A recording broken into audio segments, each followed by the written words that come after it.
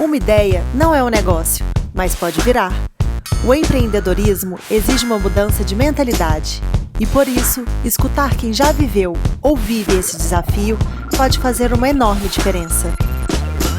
Seja bem-vindo à nossa segunda temporada. Produção e patrocínio NIL, a agência digital das pequenas e médias empresas do Brasil.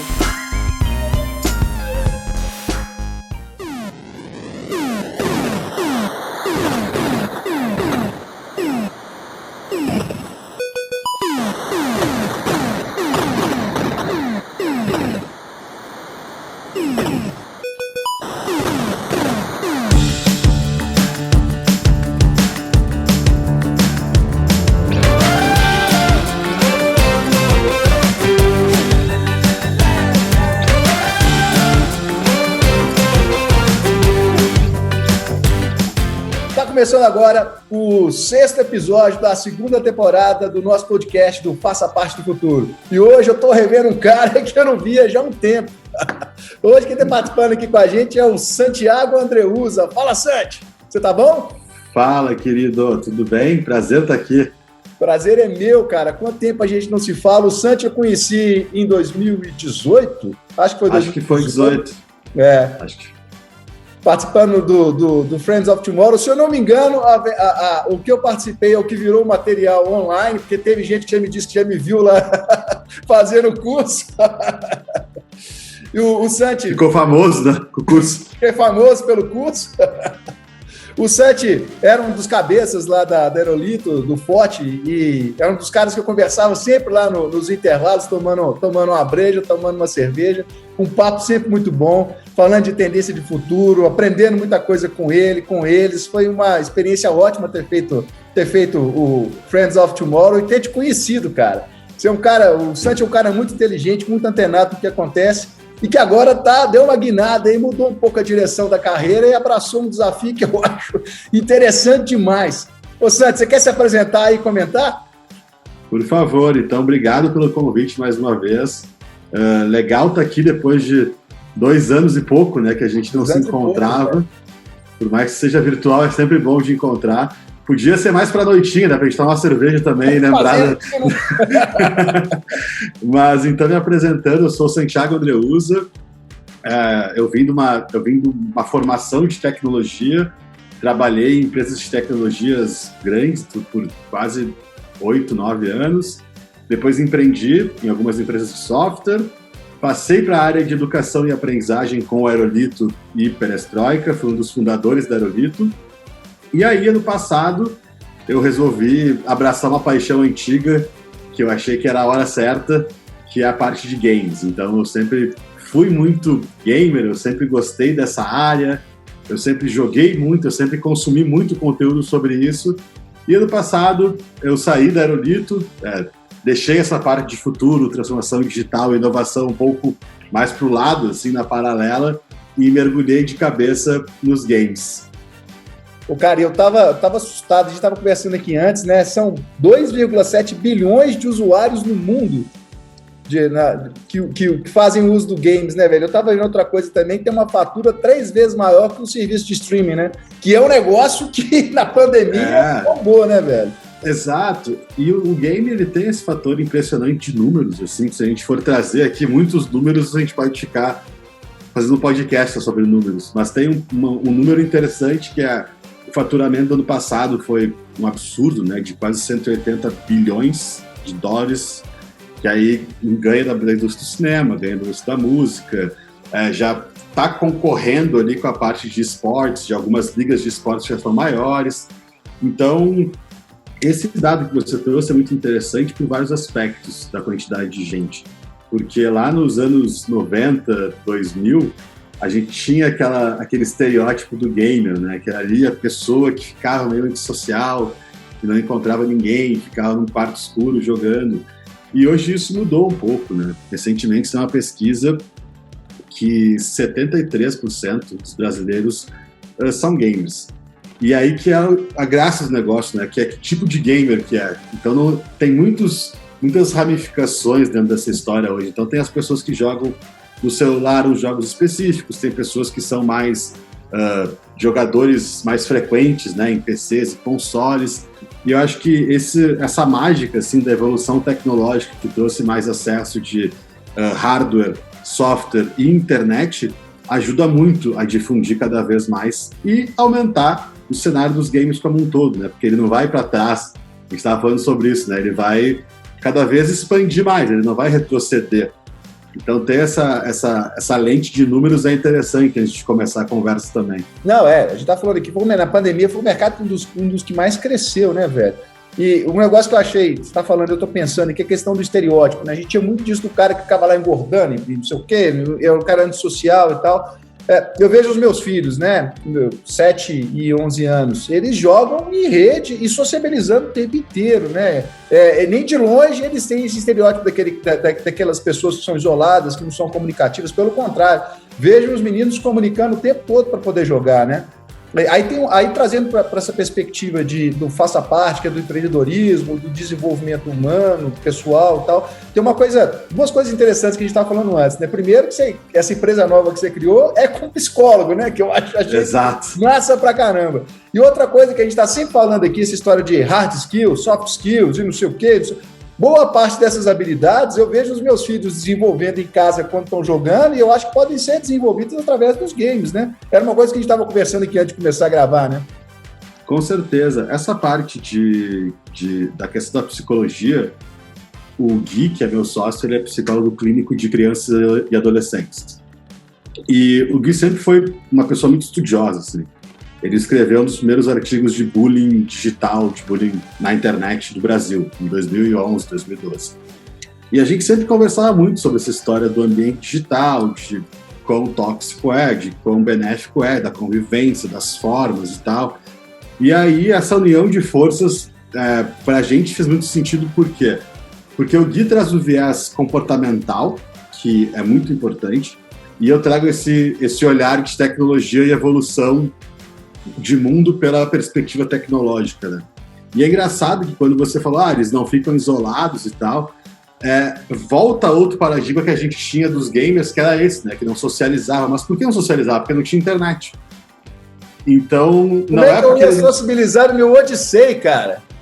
Exatamente. Então, o Odyssey não tinha, né? Era você e os seus irmãos ali na sala de casa brigando, jogando controle um no outro para... Geralmente na televisão preta e branca, pior da casa, porque só sobrava pra gente a pior televisão. Exatamente.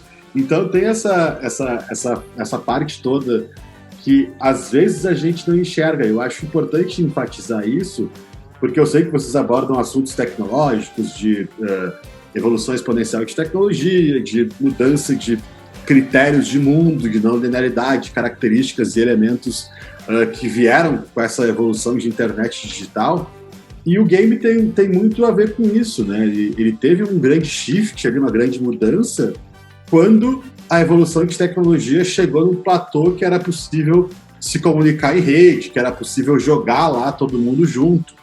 Então, os games hoje, eles não são mais um espaço que é separado da vida presencial ali. É meio um híbrido que acontece assim como acontece com a internet, que a gente está conversando aqui no jogo, aí a gente vai para o WhatsApp, a gente conversa no TikTok, e aí a conversa continua.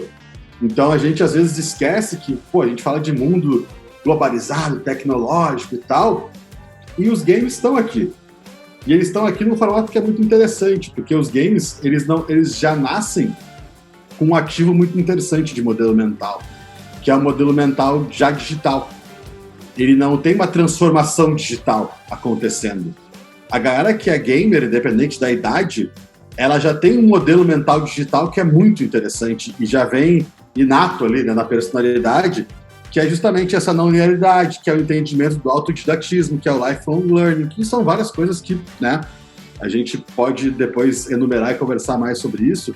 Mas isso é interessante, porque a gente... Essa história do life learning é tão incrível, cara, porque eu vejo meu filho, ele assiste o YouTube de Brawl Stars e não sei o que o tempo inteiro. É claro que é chato, às vezes, ficar escutando aquilo, mas é tão interessante você saber que o seu filho tem uma dinâmica, que ele mesmo está correndo atrás do conhecimento, de como fazer e tal. E ele já entendeu que o mundo é cross, né? Ele vai no YouTube e ele vai... Cara, exatamente. Mas para esses meninos, o pensamento dos nossos ancestrais lá do linear já desmaterializou há muito tempo, cara.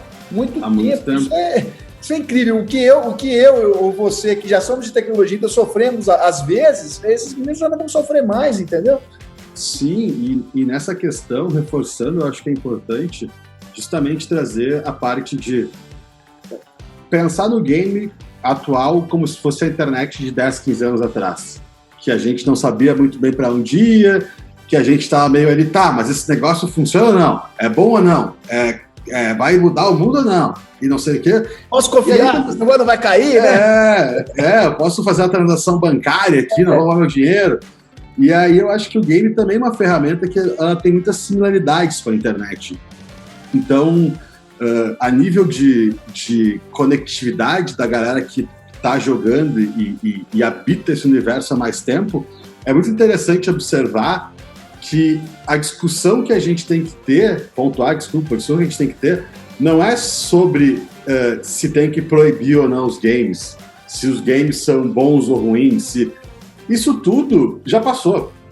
O que a gente tem que discutir é sobre como utilizar melhor os jogos, como ensinar para as crianças e as pessoas que jogam como a gente utiliza a internet para pesquisar sobre, aí enganchando na parte de habilidades, né? Como conseguimos desenvolver habilidades dentro desse ambiente.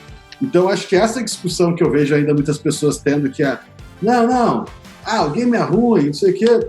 Eu, assim, cara, na boa, você dar soco em ponta de faca, que assim, discutir se a internet é boa em 2005.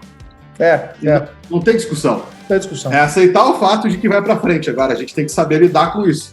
E aí, é nisso que eu trabalho hoje, que é como tentar organizar a parada aqui, tentar ajudar numa criação de cultura saudável e etc. Mas que tem essa discussão toda, que eu tenho 2 meninos, eu também tenho, e sofro com essa questão deles conectados o tempo todo, né? Tem um lado muito bom dessa história, a gente já acabou de citar aqui, essa quebra desse pensamento contínuo, né? E essa forma como eles interagem com o mundo, eles ganham com os games. Então, ao mesmo tempo que a gente às vezes critica, a gente também acha que vale a pena incentivar, entender o que esses meninos estão fazendo. Mas tem um mundo que percorre ali dentro que a gente está entendendo, né, Santi? A gente estava falando da história do bullying, né? E você me chamou a atenção para uma coisa que era surreal. Eu, como menino que sofri bullying pra caramba, velho. Eu era o bola, eu era a bola de gol.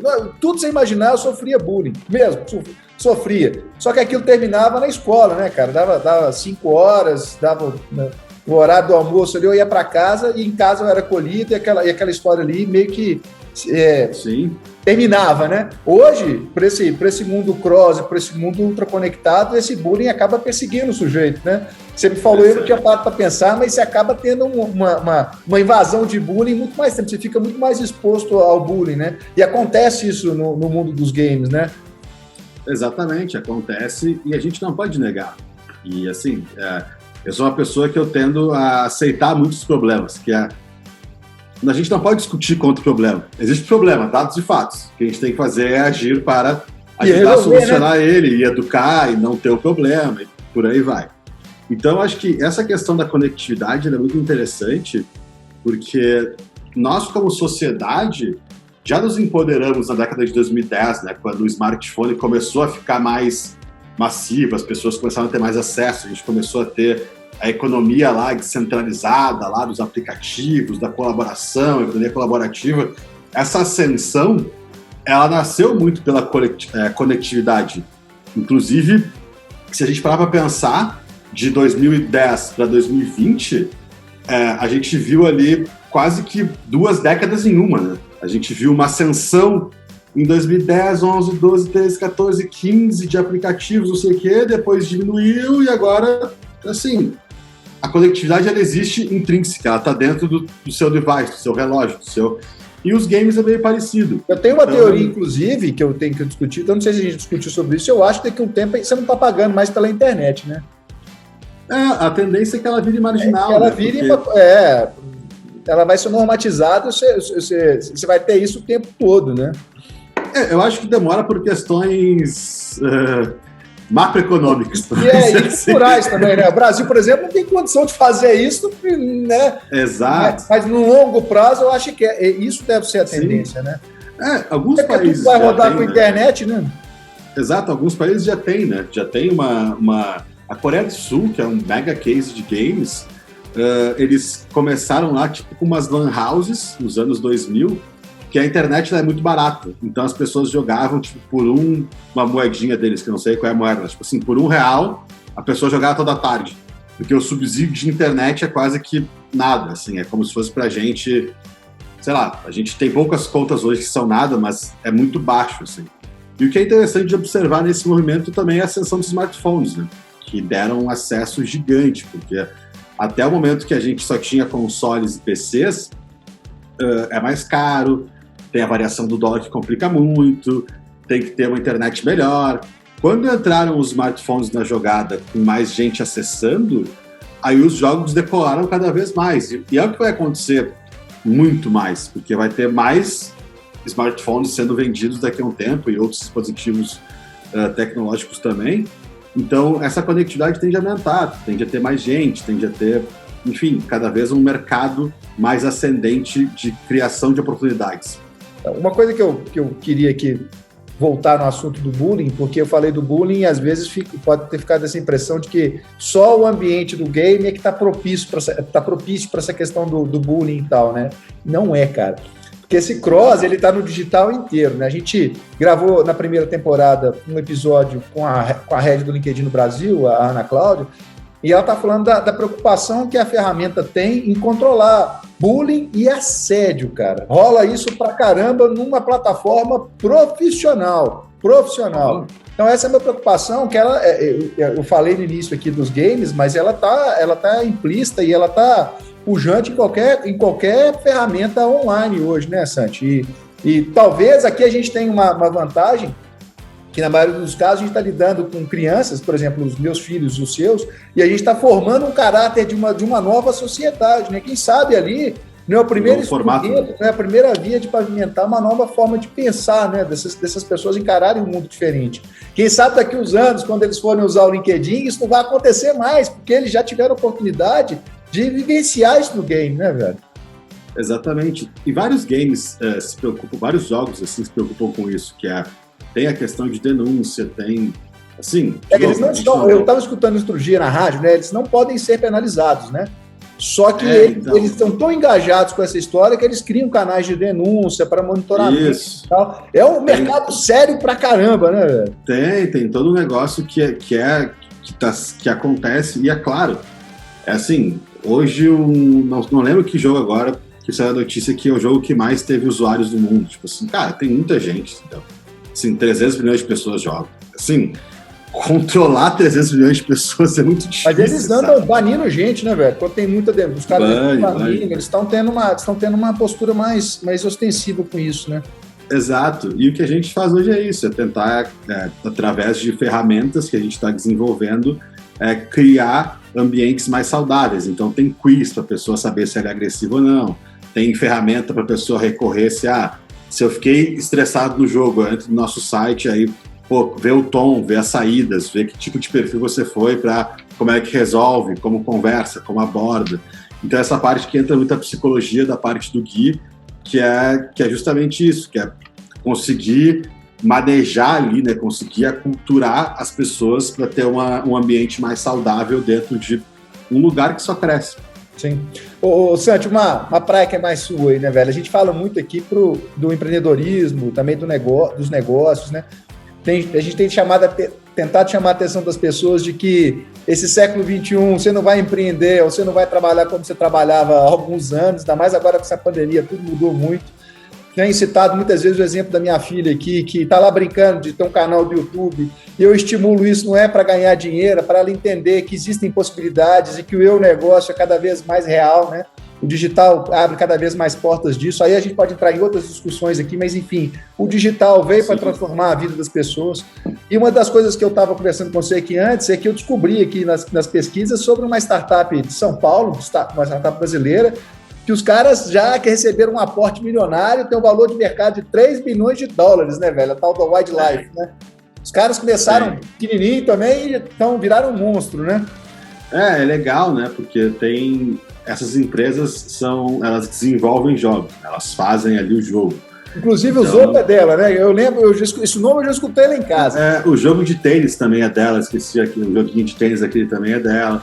Tem aqui no Sul uma empresa que é muito legal também, que chama Kiris, que ela desenvolve vários jogos bacanas. Tem alguns estúdios interessantes acontecendo. E o que eu acho interessante, pegando esse gancho de empreender, é que a área dos games, ela justamente abre muita oportunidade, né? Não só para quem quer fazer jogo, mas também para quem quer trabalhar na parte de direito. Pô, a gente está vendo um monte de empresa tendo que lidar com toda a parte de e-sports, né? Que é a parte profissional dos games, que é onde as pessoas têm ligas e têm times. Aí você tem os caras que desenvolvem games, você tem os atletas, né, Zé? Você tem os jogadores. Tem os atletas, aí você tem a galera de direito, você tem a galera de nutrição, você tem a galera de medicina, você tem a galera de educação física, você tem a galera de administração, de marketing. Então, como toda grande área, ela está abrindo muita oportunidade. E o que eu acho legal até de explorar aqui um pouquinho mais essa parte de empreendedorismo é que às vezes a gente fala assim, vou empreender nos games. E aí parecem poucos caminhos, né? Que assim, então eu vou fazer um jogo. Fazer um jogo é bem difícil, assim, é uma complexidade alta de várias coisas, é um investimento grande. É complexo de fazer, depois de engajar, depois não é fácil. Exatamente. Então, acho que é legal também de trazer essas novas oportunidades, porque se a gente olhar, tem muita coisa acontecendo. Nessa área de esportes tem um monte, como eu citei, que funciona como uma área profissional de um clube, que tem tudo. Tem uma área muito grande de como usar os jogos como plataformas para catalisar negócios. Então, como eu uso no marketing da minha empresa os jogos. A gente viu aí vários cases agora do McDonald's, do Boticário, que o McDonald's fez, não sei se você viu, no Minecraft lá, que é um jogo bem famoso. Eles fizeram a loja do McDonald's, aquela da Paulista, sabe? Que é toda branca, assim. Eles colocaram dentro do Minecraft. Aí você, dentro do jogo, ia lá na loja do McDonald's, acessava um QR Code. Uma coisa bem The Sims. Exato. E aí o GTA fez isso também, com um lançamento de uma cerveja. E aí o Boticário fez. Enfim, várias empresas estão fazendo isso. E o que é interessante é que o game está se expandindo para outros lados. Ele está virando uma área também que ela é transversal, assim como a tecnologia e a internet, que você usa como apoio para outras coisas. Então, na parte de empreender versus habilidades, a gente pode ver várias oportunidades de como a gente cria produtos de educação, por exemplo, e aprendizagem, usando os jogos que já existem. E não criar um jogo para usar o engajamento do que já existe para ir lá e crescer em cima. Então, são projetos que hoje eu estou fazendo e é muito legal, assim, de ver como as estruturas estão meio prontas e os caras estão quase dizendo assim, pô, venham aqui, porque tem muita coisa para fazer, sabe? Outra provocação que eu faço muito aqui, cara, você hoje ter o seu negócio ou fazer alguma coisa, é um erro muito grande você pensar, eu vou desenvolver, eu vou começar... Cara, existe hoje, eu gosto muito daquele exemplo do tubarão, né? O tubarão vai lá, come, sobe aquelas comidinhas e uns peixes. Cara, o digital te proporciona isso, é um ecossistema inteiro que está ali pronto para você usar, é você saber pensar digitalmente, né, cara? Hoje, exato, você consegue fazer quase tudo sem ter muita gente por trás, sem ter que desenvolver nada do zero, você tem que mudar a forma de pensar e de conectar as coisas, né? E a mesma forma são com os games, né? E o que eu acho legal dessa White Life, que eu acho que vale a pena citar aqui, o grande modelo dos caras, os caras são freemium, né? Você não paga para baixar os jogos e tal, você paga para você customizar e tal. Então, assim, outra coisa que eu acho incrível, essa mudança de mentalidade, né? Eu faço para vender by the book, igual meu pai, meu avô fazia, meu tipo, mudou, não é? A vida já não é mais assim, né, cara? Um dos exemplos mais legais que eu acho de modelo de rentabilização, sim, tem esses freemiums, tem propagandas dentro dos jogos, tem várias coisas, mas também a Twitch é a plataforma, é a maior plataforma de transmissão de jogos eletrônicos. Então, se você entrar em twitch.tv, vai ter um monte de gente transmitindo os seus jogos. A Twitch tem vários modelos inovadores de negócio, que a gente começou a chamar de economia da atenção, que é basicamente manter a pessoa ali e começar a trocar por prêmio, trocar não sei o que, e a pessoa remunera. Cara, assim, não vou explicar agora um por um, Mas eu acho super interessante, quem tiver curiosidade, procura aí, modelo de negócio da Twitch. Eles têm várias frentes, várias formas, desculpa, de rentabilizar, que remete muito ao que você falou, que o investimento é relativamente baixo, você consegue ser afiliado, você consegue, enfim, tem que ter audiência, tem que ter, não é que é um caminho fácil, mas são oportunidades. Mas é um caminho que muitas vezes baixo investimento. Você, né, cara? Exato. Existe um baixo investimento inicial em muitos casos, então é óbvio que no Brasil nós temos uma questão muito grande de acesso, né? A gente está nós vivemos uma realidade aqui de classe média alta, que é muito distante de uma massa que ainda tem várias questões financeiras de acesso a adquirir produtos e serviços digitais que uma outra classe não possui. Mas o que eu quero trazer é, os games estão atingindo essa galera também, e o que eu acho incrível, assim, tem vários movimentos de Copa das Favelas, Afrogames, vários movimentos que estão sendo feitos para trazer essa inclusão através dos games. E esses modelos, aí pegando o gancho dos modelos, ajudam muito a isso. Que o game tem uma tendência a ter um investimento não relativamente baixo, mas uma gama de possibilidades que você pode fazer coisas utilizando outras plataformas, utilizando serviços, fazendo um investimento financeiro baixo. É óbvio que tem que ter conhecimento, tem que ter acesso, tem que ter várias coisas, mas às vezes é mais desafiador empreender sem dinheiro do que com dinheiro. A diferença é que sem dinheiro, cara, você tem pouco a perder, né? E com dinheiro é mais complexo. O digital pode ser, outra coisa que a gente fala aqui, pode ser, é difícil, não tô aqui para falar que essa porcaria é fácil, é difícil. Claro. Mas é exponencial, né? Você tem possibilidades, e isso é incrível. E outra coisa que eu acho mais incrível do digital é que se você pode começar de um jeito e acabar pivotando para outras possibilidades, enfim, em algum lugar você acaba chegando, né? No digital, é claro, você tem que ter essa resiliência e esse pensamento para poder ir entendendo os movimentos que você está fazendo e que o mercado está te proporcionando. Mas se você tiver força de vontade, for um cara que estuda, que se conecta, que se relaciona, em algum lugar você chega no digital, né, não? Eu acho legal até trazer o meu caso, por exemplo, que a Twig, lá, a empresa de games que eu tenho atualmente, a gente... Eu já ia te perguntar para você contar um pouco sobre ela. Uhum. A gente montou a empresa sozinho, assim, sem investimento de grana, que foi, basicamente, eu fiz o site, eu fiz a parte de design no Instagram, que não é tão boa, mas, assim, é melhor do que muita coisa. Os conteúdos a gente que faz, os modelos de negócio que a gente está validando, a gente está pivotando e testando.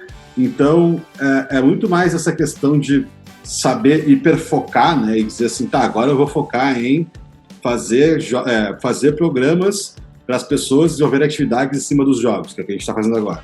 E, cara, e ficar ali, e vamos lá, e vamos tentar, e vamos mudar o modelo, e vai, assim, vai azeitando o meio do caminho.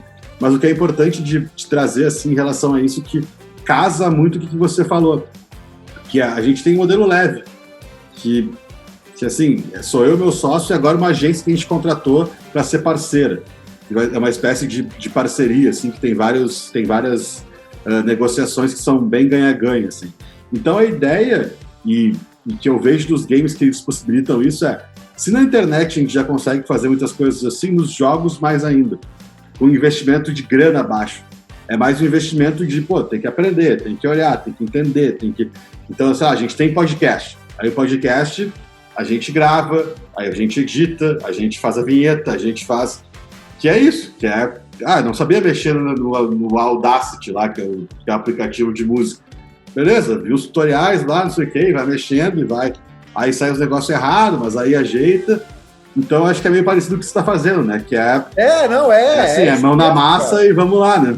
É o que a gente está falando muito aqui desse caminho do simples, né?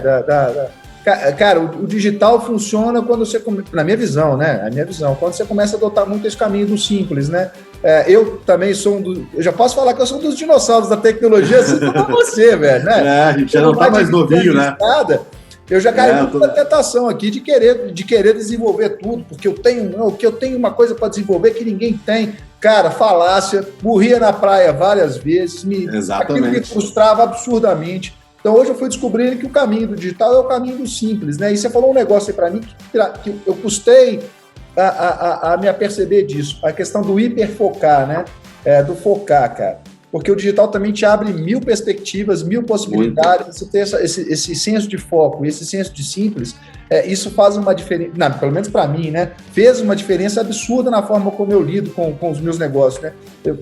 Agora eu falando dos meus negócios, enquanto a gente tinha em São Paulo uma agência que tinha 100 funcionários, hoje eu tenho uma estrutura que é muito mais enxuta, que trabalha conectada e que eu não deixo de fazer nada, não deixo de performar nada do que eu performava lá. Milagre? Não é, cara. É o pensamento simples e o foco, né? Não?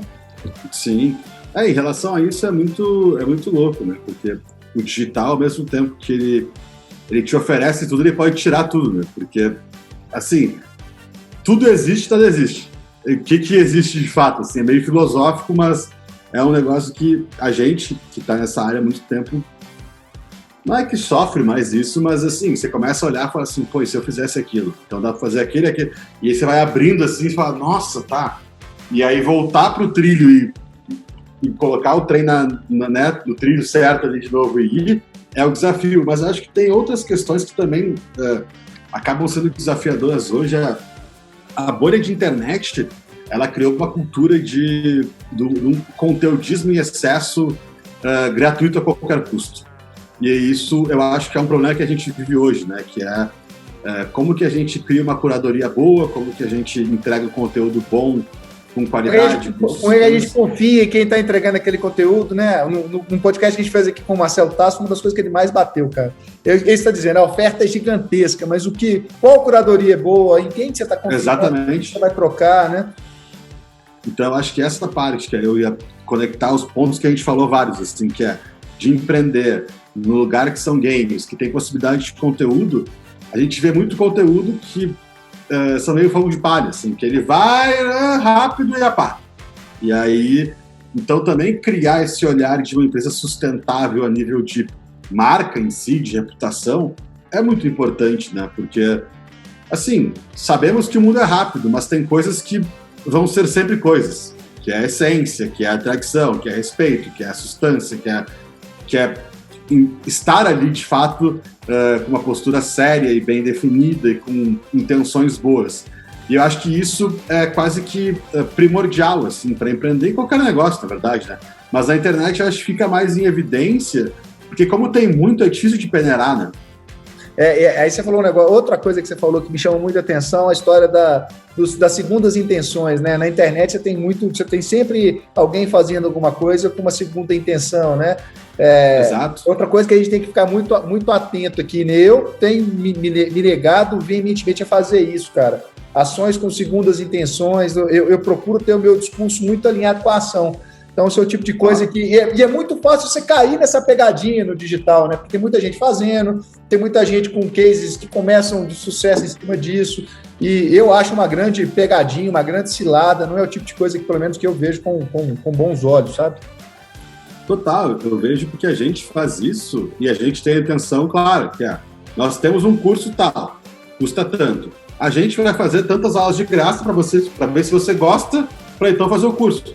É assim, tá explicado. Porque tem a abordagem, claro, né? Para ver se o método funciona. Exato. É normal, é isso mesmo, né? É isso mesmo. É isso. Então, eu acho que esse tipo de posicionamento é muito importante na hora de empreender, principalmente na internet. Porque senão a gente vê muito milagre acontecer. Assim, milagres, eles vão e voltam, né? Ele não é um perene, né? Ele fica ali, ele acontece, tá. E aí ele cai de novo. Então é legal de até passar essas dicas para as pessoas que estão escutando e estão querendo empreender, principalmente na internet, por vias digitais, que tem coisas que não são milagre. É assim, é foco, é baixar a cabeça, é fazer, é aprender, é entender, é tolerar o erro, é dar passo para trás para dar para frente. Então essa serenidade, assim, até eu acho que tem uma transição que é feita. Eu vejo que hoje eu tenho muito mais calma em relação ao que a gente quer fazer do que há 5 anos atrás eu tinha, sabe? Que era abraçar o mundo e fazer um monte de coisa, não sei o quê. E de fato fazia às vezes, mas assim, muitos casos fazia várias mais ou menos, outros casos estava exausto, assim, tipo, cansado, não conseguia saúde mental lá no chão. Então acho que essa senioridade aí, eu acho que é um negócio interessante para quem está ouvindo, justamente de trazer a experiência de vida para dentro desse ambiente digital é muito importante, que é o que eu chamo de essência maior que tradição, né? Que é a tradição, ela tem que ser quebrada, senão não existe inovação. A tradição, mais cedo ou mais tarde, ela vai ser quebrada, seja por bem ou seja por mal. E a essência não, a essência é o que fica, né? Que é o que a gente traz com a gente para os negócios, exato. Então acho que é interessante pensar nisso também na hora de montar qualquer negócio, e aí enfatizando nos games, por quê? Porque é um mercado novo. É assim, como tudo que é novo, vai ter uma explosão, vai acontecer um monte de coisa, vai ter uma bolha, ela vai explodir, e aí vai ter um monte de empresa quebrando, e aí vai ser um negócio que vai ser um caos, e aí depois vai voltar ao normal, e quem fica são as pessoas que têm essa essência.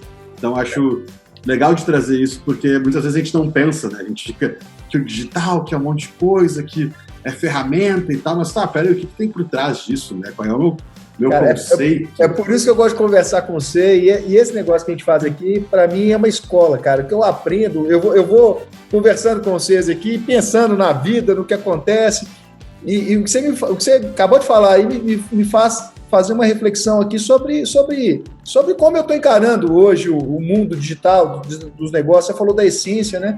E uma das coisas que eu tenho tentado fazer de diferente de tudo que eu já fiz agora é me colocar muito na frente dessas interações, sabe? Então hoje eu faço questão de estar mesmo na lida de cada uma das entregas do que a gente faz. É claro que nem tudo passa diretamente por mim, mas no final eu estou sempre olhando de uma maneira como eu nunca tinha feito até então, sabe? Porque eu tenho muito essa preocupação mesmo da essência, do simples e desse caminho aí. Ô Santi, uma coisa que eu queria te perguntar, assim, que eu acho que é até um pouco do foco aí do seu negócio agora, né? Vai acontecer um desdobramento dos games para dentro das corporações, não vai? A gente fala muito de gamificação, como é que você vê essa história? Na minha visão, vai acontecer por várias vias, assim.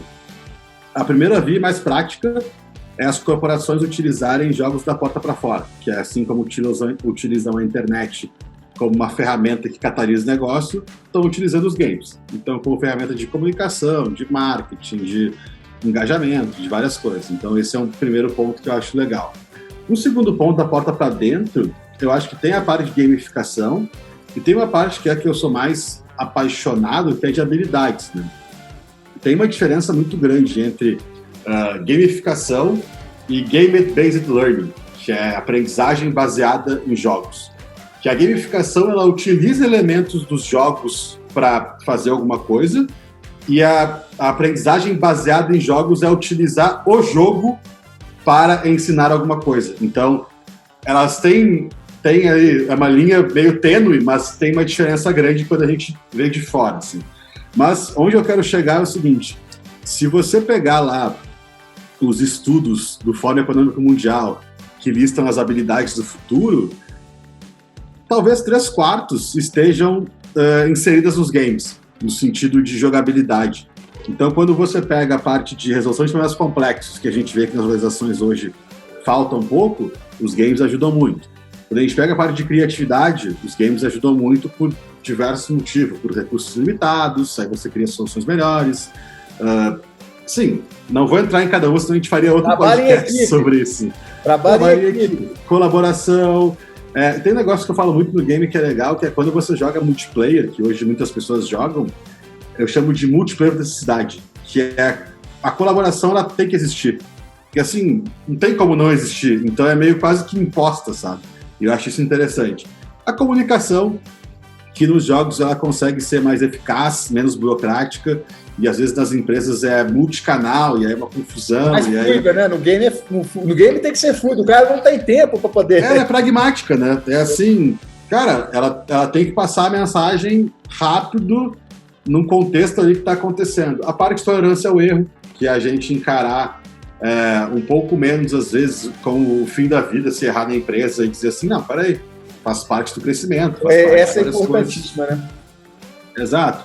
E aí eu acho que cada vez mais as empresas vão perceber o quão é importante trazer o lado pessoal das pessoas, que é justamente isso, que às vezes a pessoa é gamer em casa, mas ela na empresa é outra pessoa. Então ela não consegue trazer aquilo que ela desenvolve no jogo para dentro.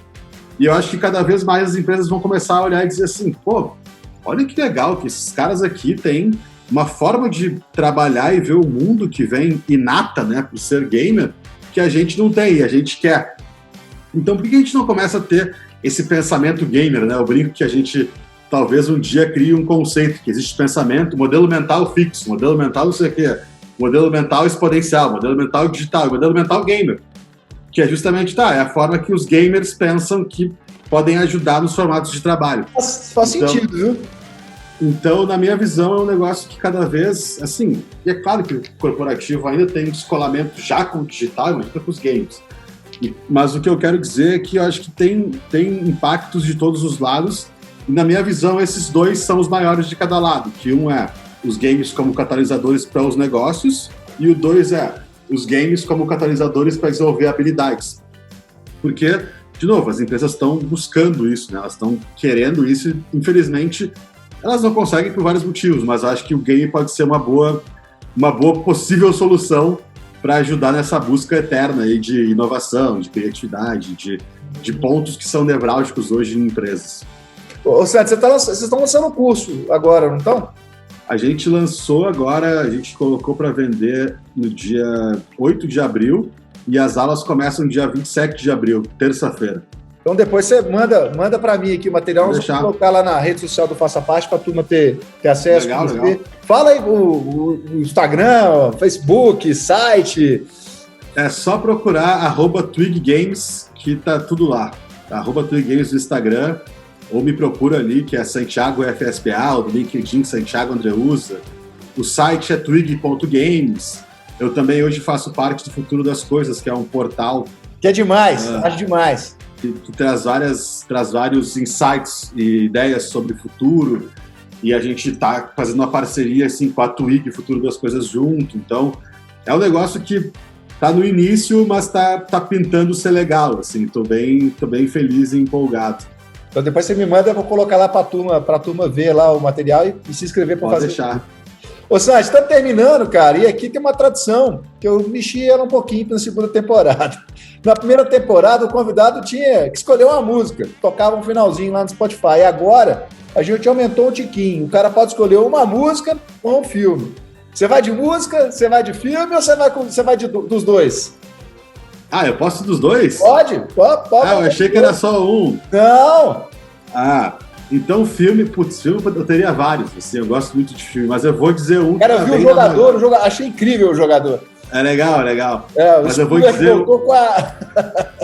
Eu vou dizer um filme que tá bem na moda, eu acho, podemos dizer assim, que tem muita gente escutando, que é o Professor Polvo, tá? Netflix, é bem legal, é uma história real, super bacana, enfim, que é o que a gente traz aqui de essência, de resgate, de coisas que eu acho que são bem interessantes, assim, acho que a gente pode levar vários aprendizados para a vida dali, assim, eu curto bastante essa parte de autoconhecimento, da gente se entender, da gente, enfim, se entender como ser humano para colaborar e para trabalhar com outras pessoas, eu acho legal. Então, o Professor Polvo é uma dica, e a outra dica é um clássico de rock, de música, que é Led Zeppelin, Going to California, que eu acho uma música incrível. Nossa!